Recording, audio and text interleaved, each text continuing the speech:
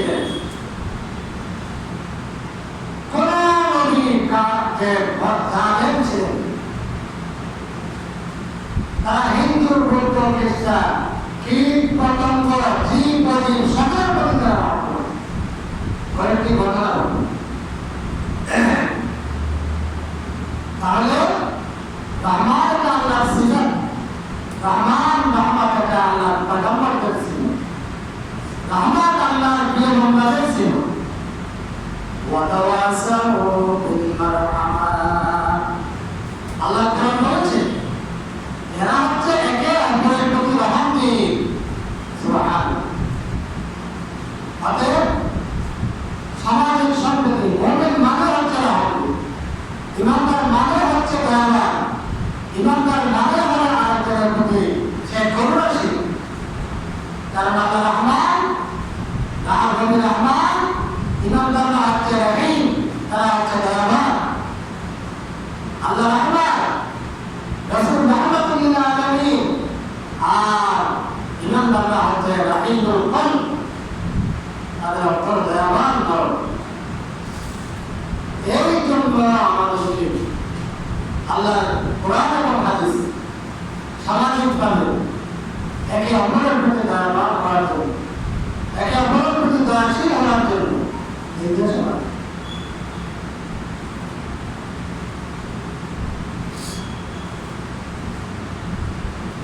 রাসূলুল্লাহ সাল্লাল্লাহু আলাইহি ওয়াসাল্লাম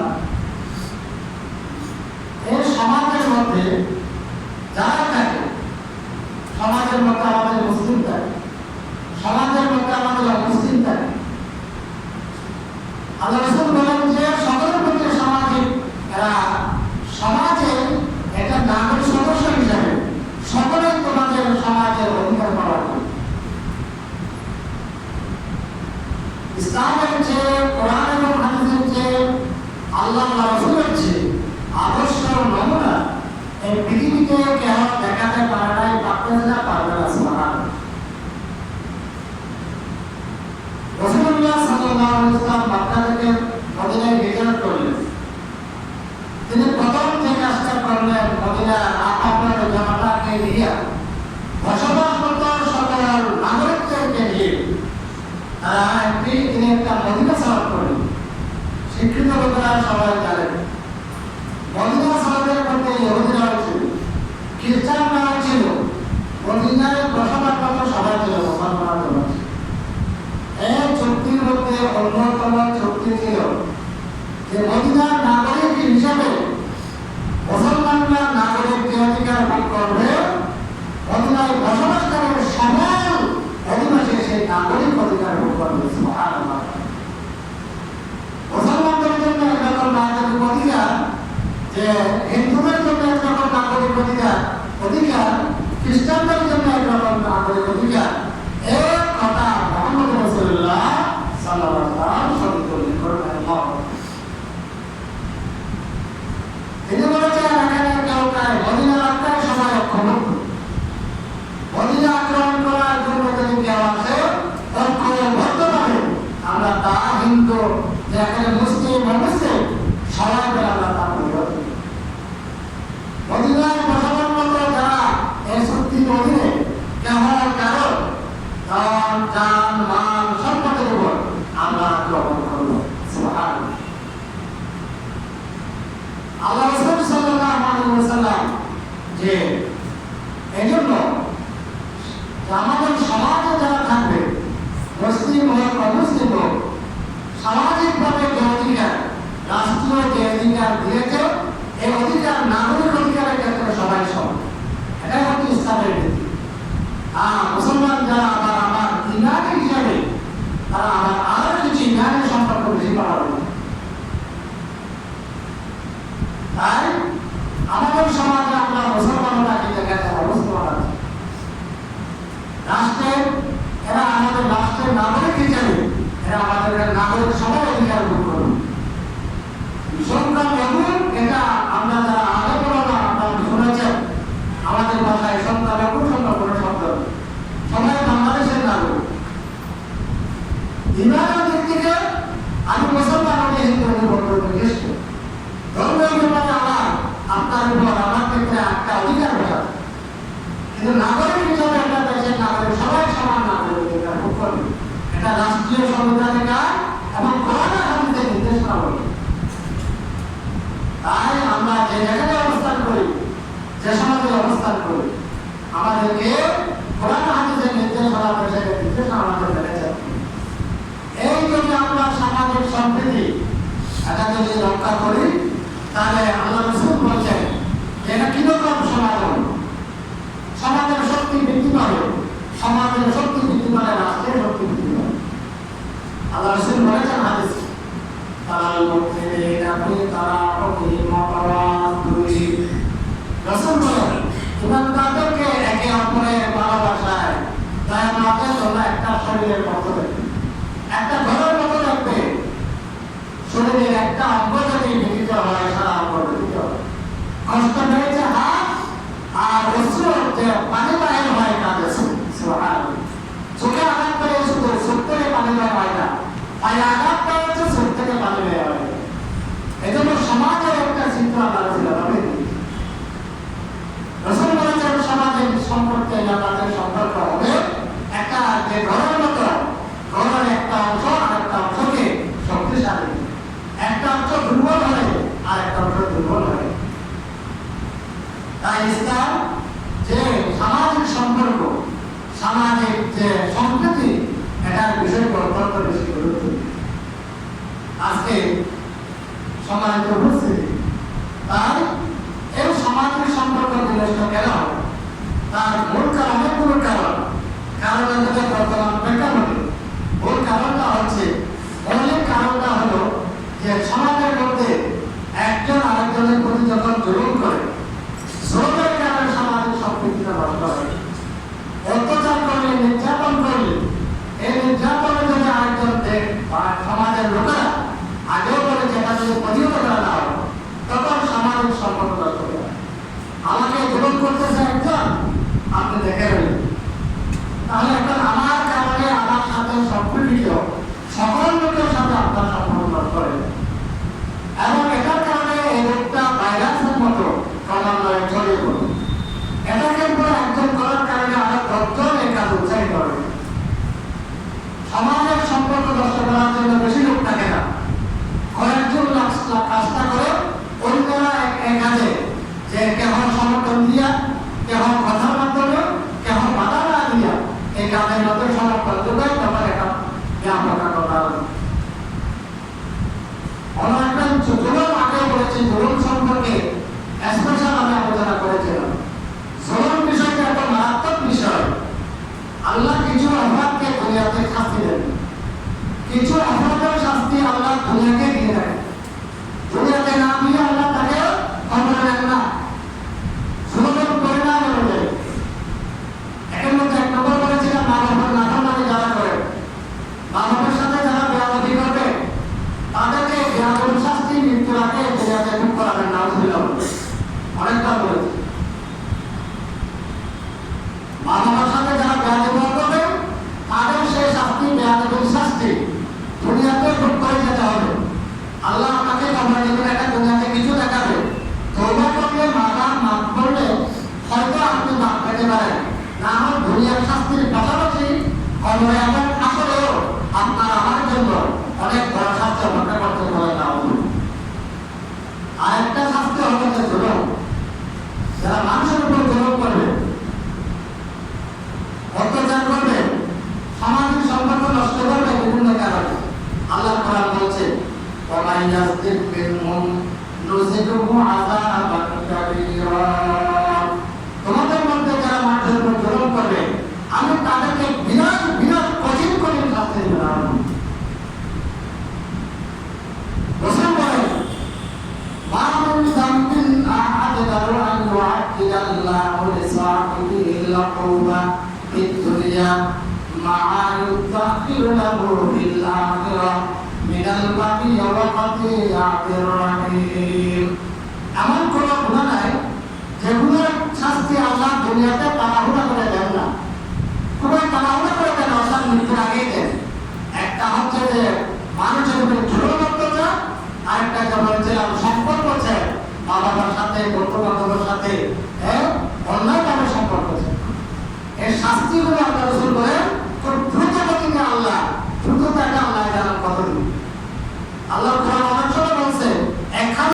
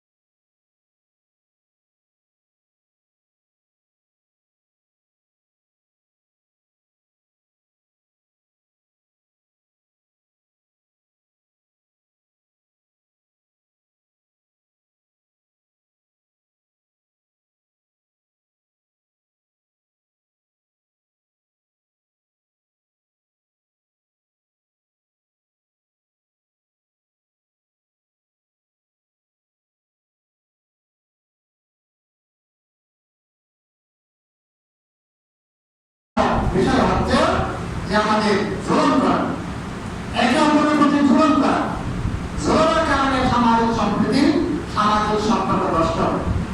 দুই নম্বর হচ্ছে ধর্মীয় বিদ্বেষ ছড়ানো।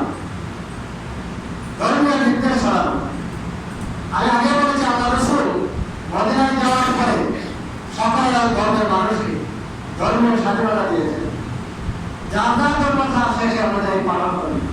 ইসলামের ইতিহাসে মুসলমানদের ইতিহাসে এরকম একটা নজির দেখা যাবে না কোন মানুষকে জোর করে তরবারের যুগে মুসলমান বানানো হয়েছে। সুবহানাল্লাহ। ইসলাম বানানো হবে, ইসলাম আর আপনার অন্তরে কবরে এখানে ঢুকতে হবে। তরবারি দিয়ে জোর করে কাউকে মুসলমান বানানো এটা ইসলাম আল্লাহ রাসূল কোরআনের নির্দেশ আছে। আজকে মুসলিম বানানোর গায়ে ধরে আগামীকাল সে শুরু করে আবার উঠা হবে। তাই ধর্মীয় বিদ্বেষ ছড়ানো যাবে না। ইসলাম আপনি আপনার আদর্শ দিয়ে আমার আদর্শ দিয়ে কাউকে আপনি ইসলাম দেশের নিয়ম অনুযায়ী সেটা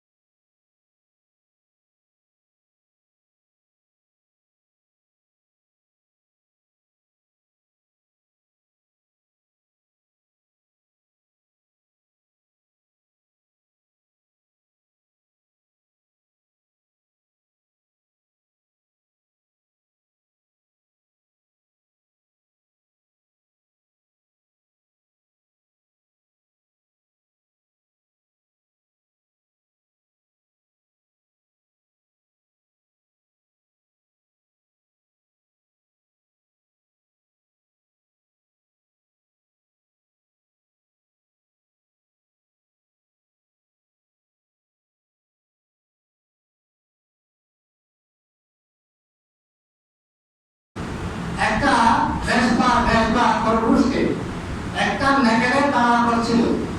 ওই নেকড়ে তার তাড়া খেতে খেতে ওই খরগোশটা নেকড়েতে একটা মানুষ দেখলো, মানুষের মধ্যে গিয়ে ঢুকলো, ঢুকার পরে সে তাকে রক্ষা দিল। রক্ষা দেওয়ার পর সে লালিতে মানতে হচ্ছে। একদিন পরে তার গলায় সে শুরু করা। খরগোশটা তখন মনে মনে করতেছে আইরে এক বাঘ থেকে রক্ষা পেয়ে আরেক বাঘের গলায় পড়বে, কি আমার ভাই। সম্মানিত উপস্থিতি, দেশের প্রেক্ষাপটে অবস্থা হয়েছে। এই অবস্থায় আমাদের সামাজিক সম্প্রীতি রক্ষা করা, সকল নাগরিকের যে অবস্থায় আছি সেখান থেকে আমাদের মৌলিক দায়িত্ব। কেউ কারোর উপর জোর করবো না, রাজনৈতিক প্রতিহিংসা চরিতার্থ করবো না, এবং বিশেষ করে আমাদের এখানে হিন্দু বা ভিন্ন ধর্মাবলম্বী যারা আছে তাদের উপর, তাদের ধর্ম সমালয়, তাদের কারোর উপর আমরা কোন রকমের আক্রমণ করব। এই জন্য এদেশে যে সমস্ত যাদের উপরে দেশগুলো চাপানোর চেষ্টা করে আলেম ওলামারা আগ থেকে কাজে আছে। যেদিন অবস্থা আমাদের দেশের পট পরিবর্তন হয়েছে সেদিন থেকে ঘরে গিয়ে রাস্তাঘাটে গিয়ে যে সকাল তাদের ঘটনা গিয়ে এবং ভিন্ন যারা রাজনীতি করেছে তাদের বাড়িগুলো নিয়ে তাদের এগুলো পাহাড় দিচ্ছে। সকল আলহামদুলিল্লাহ, আপনারা এটা দেখেছেন। এই অবস্থায় আমাদের সকল নাগরিক